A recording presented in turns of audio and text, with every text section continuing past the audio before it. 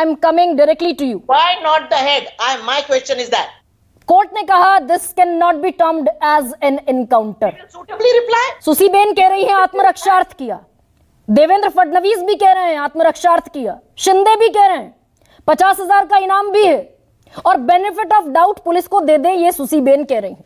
सत्ता है इनकी महाराष्ट्र में। गरिमा जी नमस्कार, सभी विद्वान पैनलिस्ट को नमस्कार। हम केवल कानून से चलते हैं। एनकाउंटर की स्थिति आती है भारतीय न्याय संहिता धारा 34 से लेकर 44 तक। आत्मरक्षार्थ, अपनी या किसी और की जान और माल की हिफाजत, न्यूनतम बल प्रयोग तब तक जब तक कि भय मौजूद हो।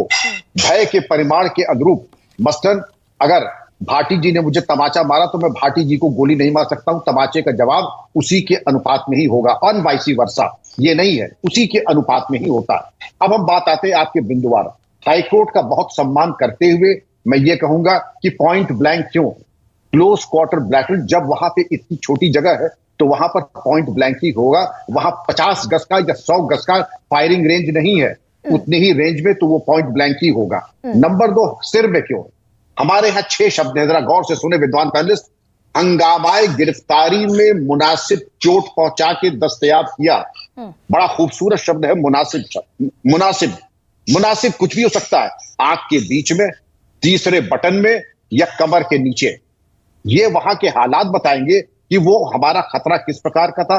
शूटर 2 तरह के होते हैं, एक होता स्नाइपर जो रिफ्लेक्स से फायर करता है, निकाला तलाक से मार दिया बिना सोचे। हमारे ऐसे जो नॉन स्नाइपर्स हैं वो निशाना लेंगे, हाथ पकड़ेंगे और तब चलाएंगे प्राइम करके, तो उसमें समय लगता है। लेकिन जिस वक्त जो अफरा तफरी चलती है, हमारी लाख सिखलाई हो, लेकिन जब गोली बैरल की दूसरी तरफ हम रहते हैं, गलत तरफ रहते हैं, तो ये सारी ट्रेनिंग हमारी धरी की धरी रह जाती है। तब फिर हम लोग, कुछ लोग हनुमान चालीसा पढ़ने लगते हैं, कुछ लोग बेहोश हो जाते हैं और कुछ लोग वाकई होशो हवास रख करके जवाबी कार्रवाई करते हैं। हम किताबी तरीके से तो कह सकते हैं कि ये हो रहा, लेकिन किताबी चीजें वहां नहीं चलती हैं। जो लोग बंदूक की, भगवान न करे किसी को नाल की दूसरी तरफ, गलत wrong side of the gun रहे, लेकिन वो एक भयावह स्थिति होती है, लोगों को हेल्यूसिनेशन तक आने लगते हैं। तो रियल लाइफ में ये वैसा वर्षा भी है क्या? स्वीपर की नौकरी करने वाला एक आरोपी सुसीबेन जो कह रही है, वाजिब बात कह रही है, वो घिनौने अपराध का आरोपी था लेकिन दोषी नहीं था। वो स्वीपर की नौकरी करने वाला शख्स पिस्टल चलाना जानता था कि अदालत ने सवाल रखा। पिस्टल चलाने में ताकत लगती है, अनलॉक करना पड़ता है, सेफ्टी लॉक होती है पिस्टल की। गरिमा जी, हम लोगों के पुलिस आर्मरी में 4 तरह के हथियार होते हैं, ग्लॉक, स्मिथ एंड वेसन, कोल्ट और रेमिंगटन।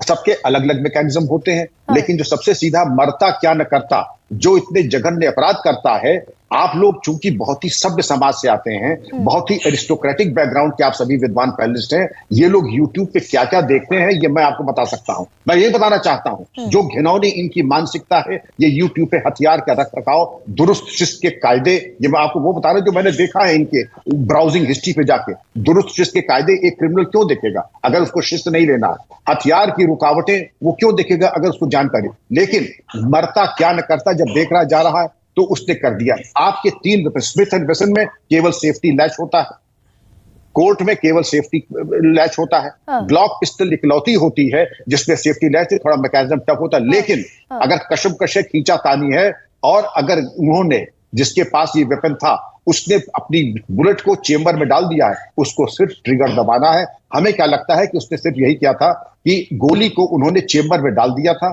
तो और अदालत ने, विक्रम सिंह सर, अदालत ने आज जो 4 बड़े क्रूशियल सवाल पूछे कि 3 गोली, ये जो थ्योरी रखी महाराष्ट्र पुलिस ने 3 गोली चलाई थी, एक तो पता है एपीआई के नीलेश मोरे के पैर में चली, 2 गोली कहां है किसी को नहीं पता।